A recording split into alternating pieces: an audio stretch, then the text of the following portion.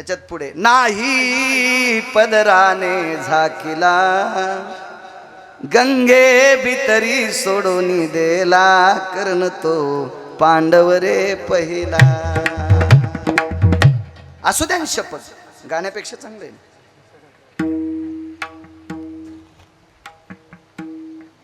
काही काही माणसं खालून चिठ्ठ्या देतात हे म्हणा.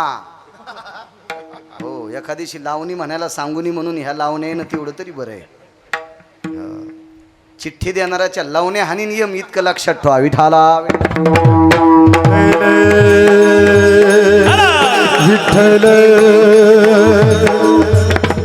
तो कर्ण आहे. कुटुंब प्रणालीमध्ये हे कुटुंब इतकं मोठं आहे की कर्णाच्या पत्नीचा स्त्रीत्वाचा पुरुषार्थ मोजण्यासाठी ब्रह्मदेवाकडे पारडं नाही. महाभारतातलं वृषाली स्थान हे फार मोठं स्थान आहे. महाराज वृषालीचा आदर्श द्रौपदीनं सुद्धा घ्यावा. दारुरकर शास्त्री म्हणायचे, कधी कधी वृषालीचं जीवनचरित्र ऐकल्याच्या नंतर द्रौपदीचं अंतःकरण पाझरत होतं. विद्वान लोक होते तुमच्या भागात. दारुरकर शास्त्री, चक्रांकित महाराज, मोठी माणसं होती. आणि मोठ्या लोकांचं वक्तव्य म्हणजे विचाराचा पगडा असायचा, धर्मनिरपेक्षता असायची. लोकांनी आपलं कौतुक करावं याच्याकरता ती कथा प्रसंग कीर्तन करत नव्हती. देवाला आवडावी याच्याकरता कीर्तन करत होती. तुम्हाला काही आवडन, लुगडं नेसून नाचलेले आवडतात, एखाद्या वेळेस पैसे उधळतात, काही काहीनं 150-150 एकर फुकल्या त्याच्यासाठी. अशी सुद्धा महाराष्ट्रात माणसं पाहिली मी. 7082 गाव झाले माझे, का गोळ्या संपल्या म्हणून थोडा फिरत होतो, अशी माणसं पाहिली.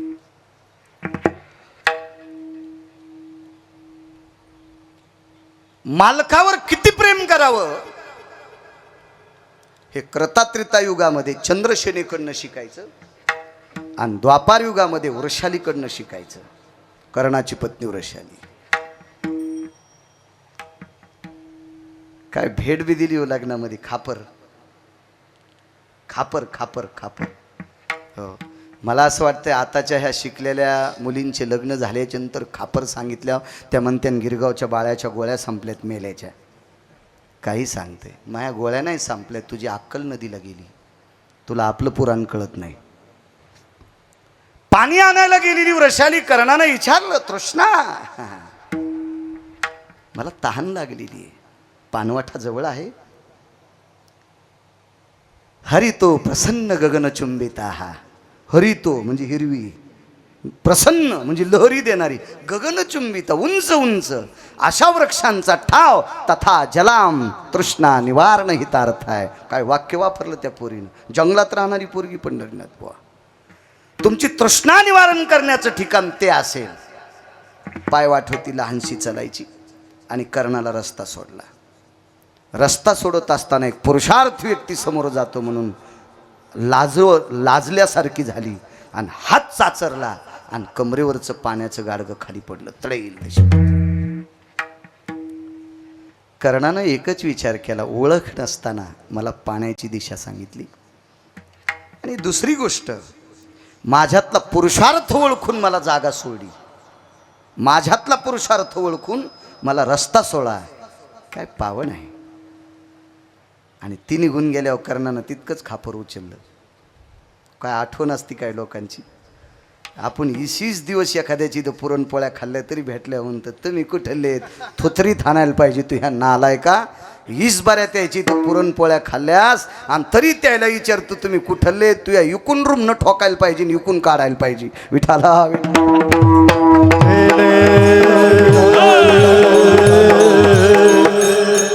काय आठवण. खापर सोबत घेतलं, एका कपड्यात बांधलं आणि त्या कपड्यात गुंडाळून ते खापर खोसून ठेवलं. कर्णाची सांभाळणाऱ्या आईनं त्या कर्ण कधी बाहेरून आले की त्या याच्याकडे पाहत होते. आईने विचार केला याच्यात काय असावा. सांभाळणारी आई होती बरं का, सांभाळणारी आई होती. माशा धरणाऱ्या एका कोळ्याची पत्नी होती ती. विचारलं, बाळा काय याच्यात? काही नाही म्हणे, एक आठवण आहे प्रेमाची. सांगितला पूर्वी. कोण? अमक्या ठिकाणी गेली, ती अमक्याची पोरगी, तिचं नाव वृषाली आहे. मी बोलते आणि कर्णाची सोयरीक झाली. लग्न लागलं. तदेव लग्नम सुदिनं तदेव ताराबलं चंद्रबलं तदेव दैवबलं लाभस्तेषां जयस्तेषां कुतस्तेषां पराजयो तदेवयोः. लागलं लग्न. ते दुसरं मंगलाष्टक नव्हतं, नाही ते तर नव्हतंच. सखाराम तात्याची बबी, अंशीराम तात्याचा भाग्या, चपक्या काही म्हणतोय रे सुंबळ्या. लागलं लग्न. देवकर्मविधी झाला. आपल्याकडे देवाला जात असतात, वर यात्रा म्हणते, विधी झाला. आणि एके दिवशी सहज कर्णानं सांगितलं, मी तुला एक भेट देऊ का ग? जी मालक. आणि राजभाऊ खापर देऊन टाकलं. खापर ज्या कपड्यात कर्णानं गुंडाळलं ते कपड्यासह ते खापर दिलं. त्या कपड्याला नाव पडलं अंचुक नावाचं वस्त्र. अंचुक. खूप कीर्तन ऐकित्यात, भागवत ऐकित्यात, रामायण ऐकित्यात, शिवपुराण ऐकित्यात, पांडुरंगाला मंजुळा वाहत्यात, महादेवाला बेल वाहत्यान, मध वाहत्यान, मधाला बेल लावून चिटकित्यान. पण अंचुक कोण्या कपड्याला म्हणतात अजून मला अजून एखाद्या बाईने नाही सांगितलं. किती महाराज फुकल्यावर सुद्धा त्यांचं अंचुक नावाचा कपडा. चला, तुमचा दोष नाही, आमचा दोष आहे तो. आणि कर्णानं ते खापर देऊन टाकलं. कालांतराने कर्णानं विचारलं, मी दिलेली आठवणीची भेट सुखरूप ठेवलीस का?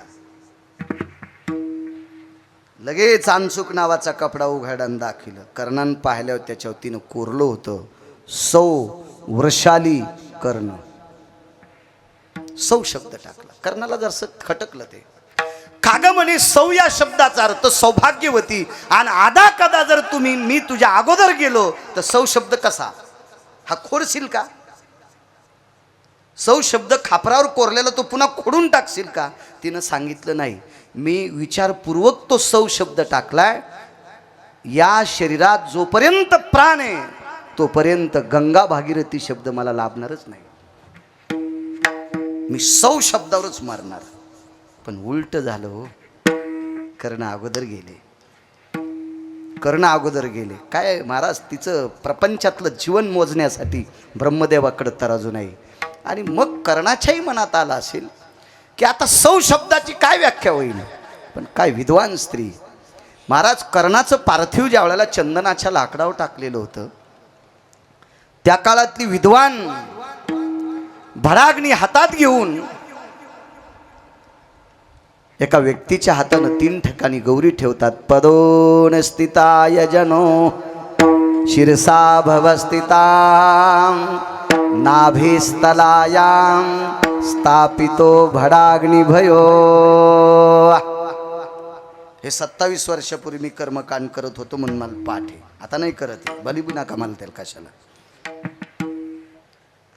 येतो पदास्थितं भडाग्निस्थित वैशान्नरो स्थापितो यजयो अग्निर्भवस्थिताः.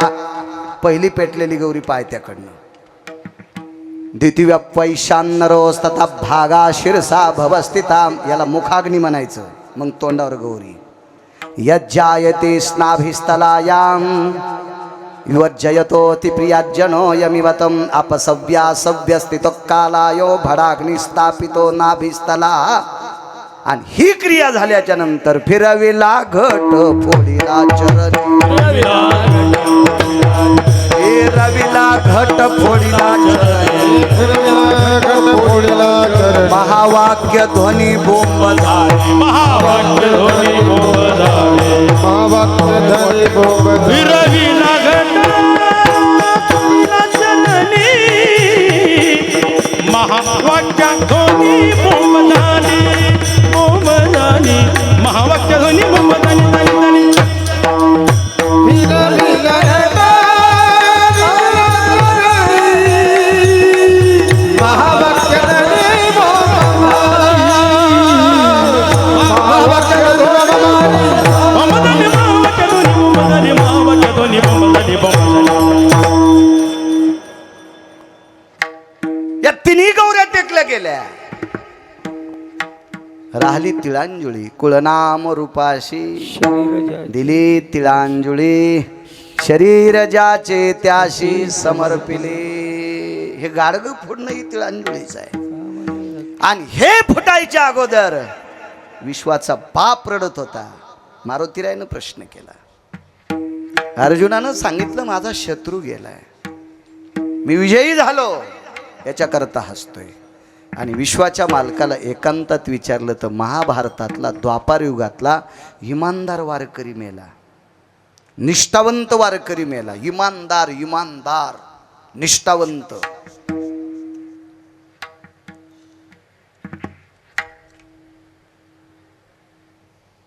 कर्णाला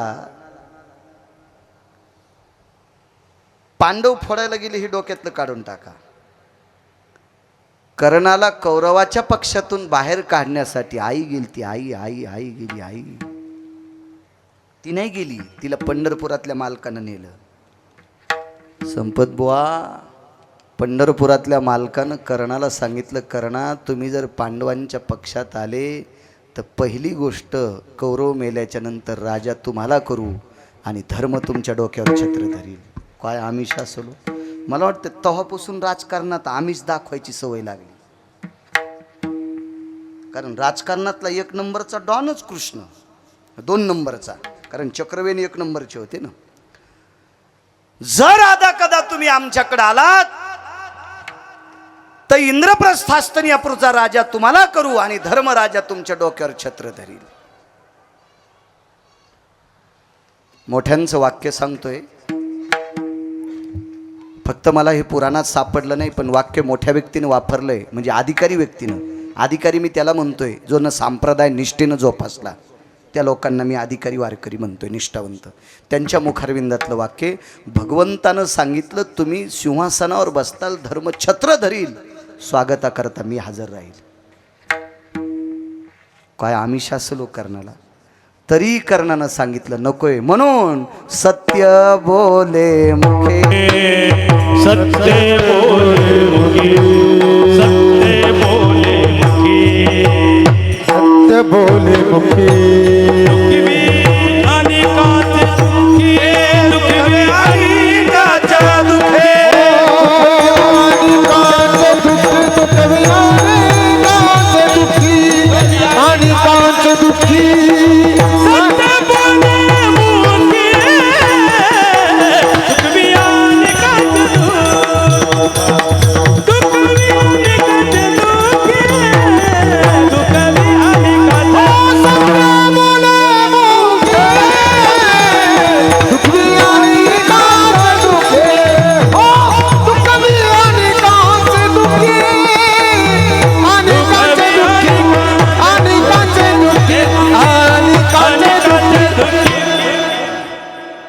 कर्ण हा खरं बोलणार आहे. एक माहीत असू द्या, धर्मराजा सुद्धा खोटं बोलले.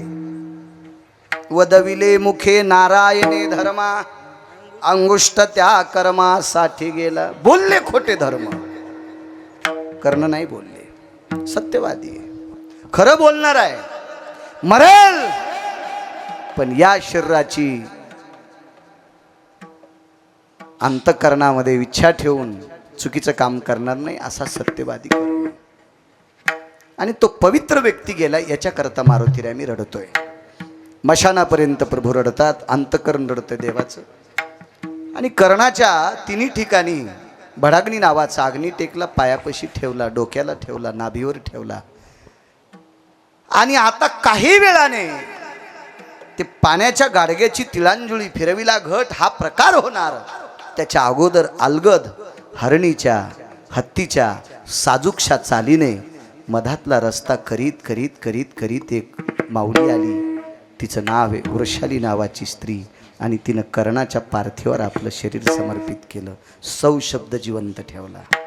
सौ, त्याला सती पद्धत म्हणतात. वैकुंठवासी साहेबराव दादा कोठाळकर म्हणायचे, सतीचं शरीर अग्नी पाहू शकत नाही. मालकाचा सुद्धा पुरावा आहे, सतीनं देखे अग्न. सतीचं शरीर अग्नी पाहू शकत नाही. का?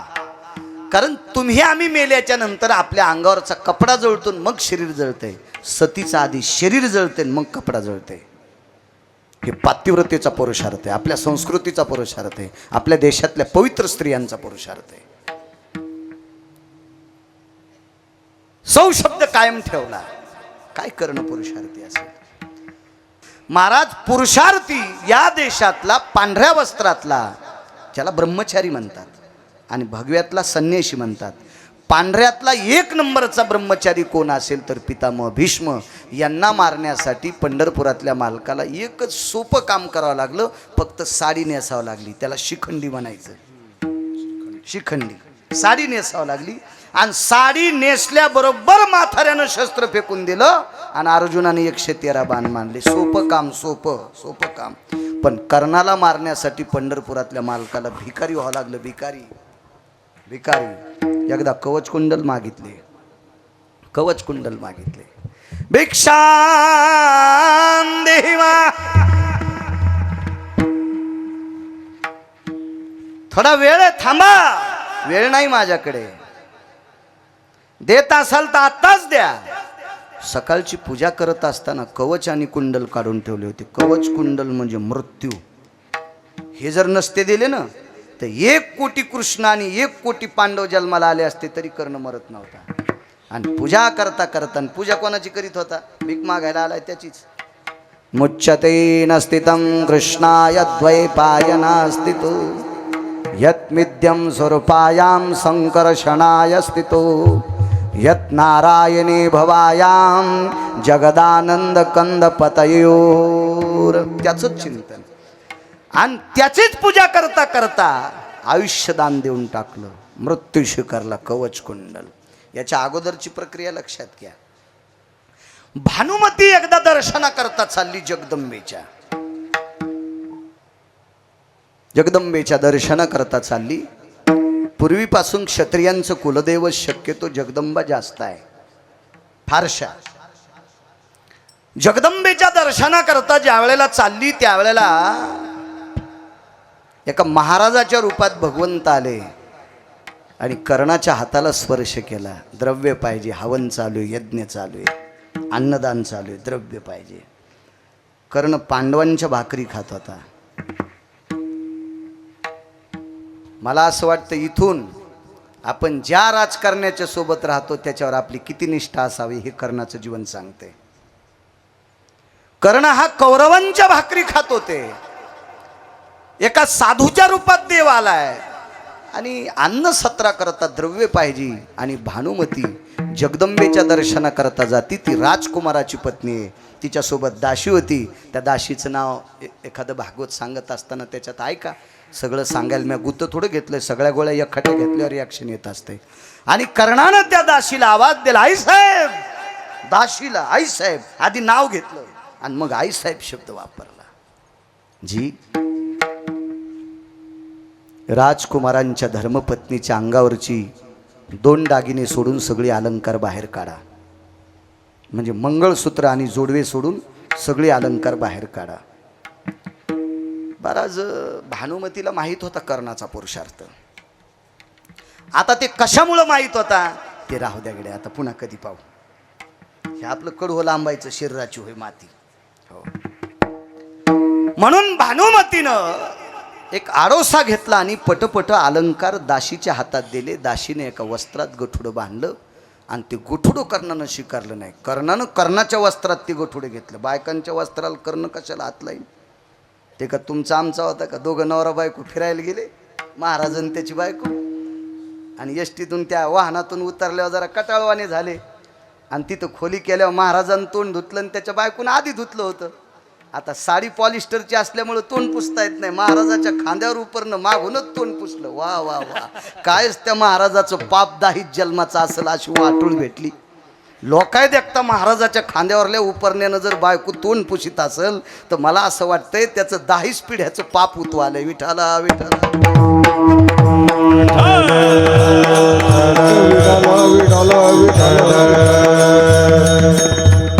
काय वागणं घ्यावं या लोकांकडनं.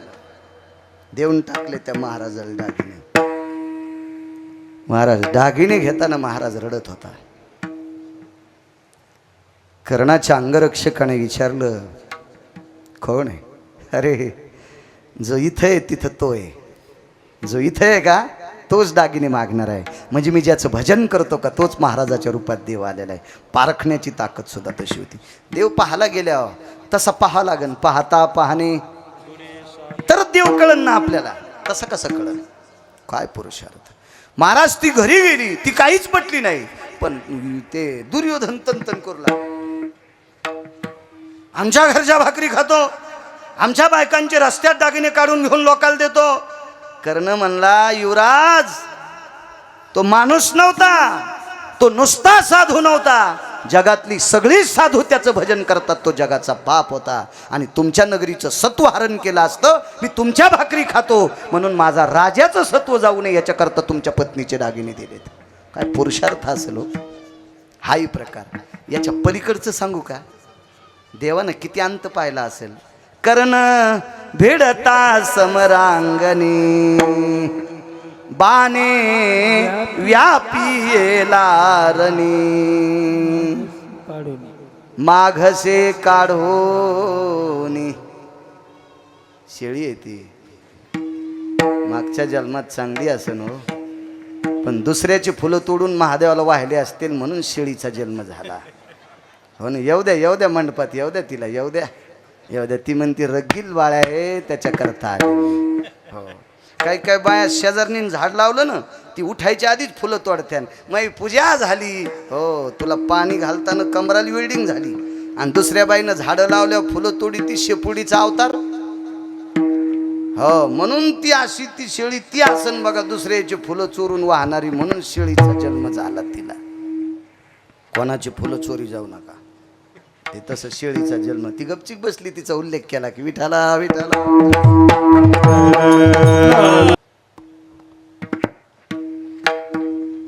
एक सर्प कर्णाच्या रथात गेला.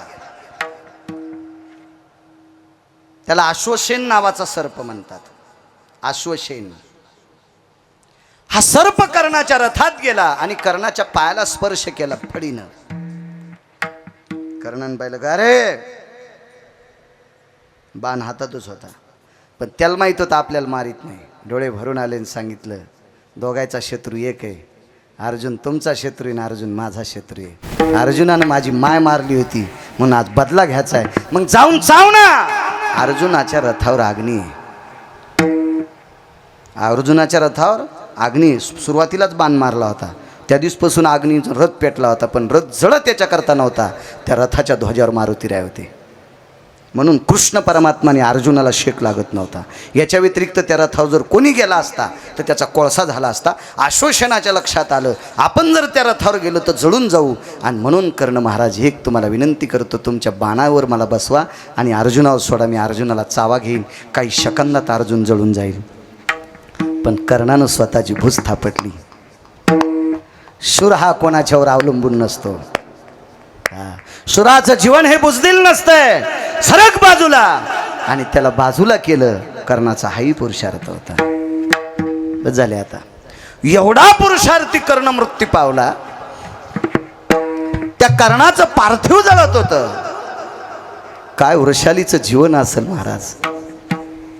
महाराज वृषालीचं जीवनचरित्र यमधर्म आणि त्याची पत्नी वाखाणीत असताना महाराज विश्वाच्या पाठीवर वृषालीला 1 नंबर द्यावा अशी यमानाची सुद्धा भावना आहे. मंदोदरीपेक्षाही पुढचा उच्चांक, तारेपेक्षाही पुढचा उच्चांक, चंद्रसेनेपेक्षाही पुढचा उच्चांक, गांधारीपेक्षाही पुढचा उच्चांक, सीतेपेक्षाही पुढचा उच्चांक. काय त्या वृषालीचं जीवन असेल.